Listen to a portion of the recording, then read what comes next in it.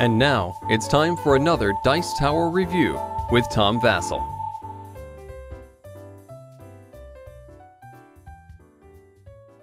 Welcome to the Dice Tower! Yes, welcome. I'm Tom Vasel. This is Holly. And today we're talking about a kid's game, Kleiner Teddy, or Little Teddy. Oh, we got to start over again. Ready? Go. Welcome to the Dice Tower! Yes, welcome. I'm Tom Vasel, and this is Holly.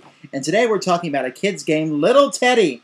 Little Teddy, which really reminds me of a game or those books where, you flipped over the top part of a person's body and matched it with the middle and the bottom, and you had a police head with maybe a fireman's shirt and monster feet. Or there's just different things. That's basically what this game does, as you take different parts of a bear and put them together.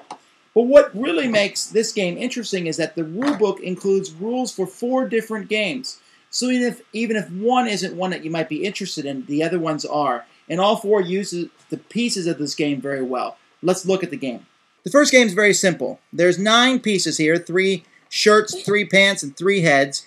And these are shuffled and face down in the middle of the table. And then you'll take a deck of cards and you'll turn over one of the cards. For example, this bear here.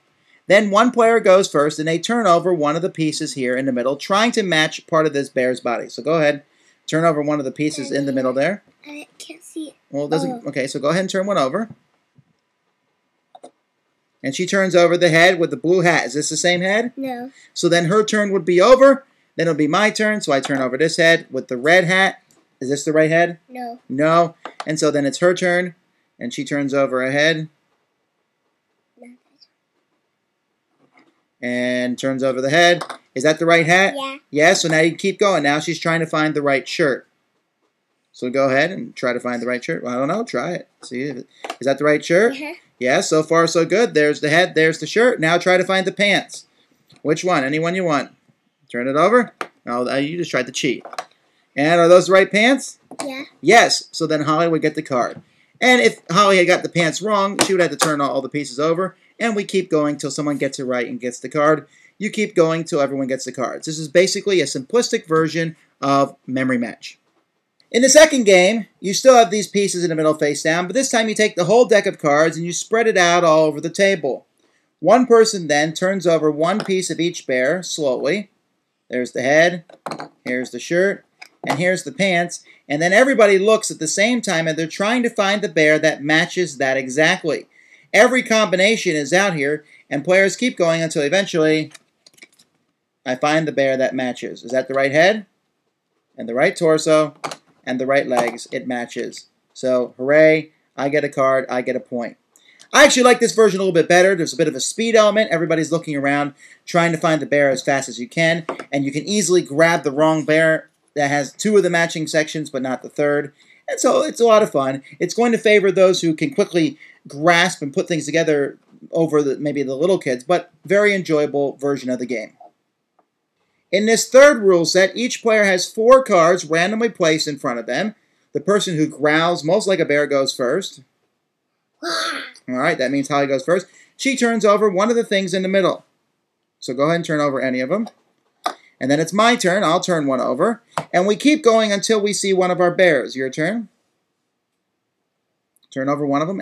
Turn over a pair of pants, probably. So Holly turns over this one. Now, can you find any of your bears yet? I can't because I have the green pants, but I don't have the green pants with the pink shirt with that hat. So I turn over another one. I'll turn over a different head. I got 2 of the pieces, but not all of them. So now it's your turn to turn over a piece. And go ahead and turn over any piece. And she turns over the red shirt. Now she has the blue hat, the red shirt, but she does not have the purple pants. And we keep going until someone can say, oh, I got it. And Holly will say it because she has this blue hat, she has the red shirt, and the purple pants. There's the bear. She has the card that matches that exactly. And so she gets a point for that round. And because of the way the cards are, it's possible to turn over a piece and 2 people see it at the same time. And the first person to shout stop will get the points. A good game because you're looking at 4 bears and you're trying to turn over a piece that will maximize the possibility that it's one of your bears. The last version of the game is basically a deduction version of the game. One player draws a card secretly, they look at the bear, And then another player is going to turn over different sections of the bear and form their own bear. And then they're going to see, and the other player will tell them how many sections they've got correct. In this instance, because the shirt is correct, I would say 1.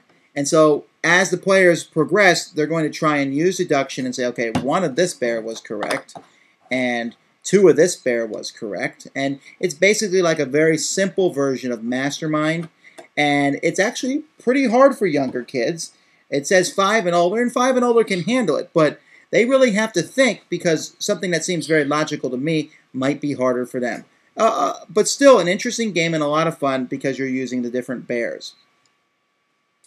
And so there you go, 4 rule sets for the game, Little Teddy, all using pieces of a bear that you put together. I personally prefer the one where there's 4 cards in front of each player.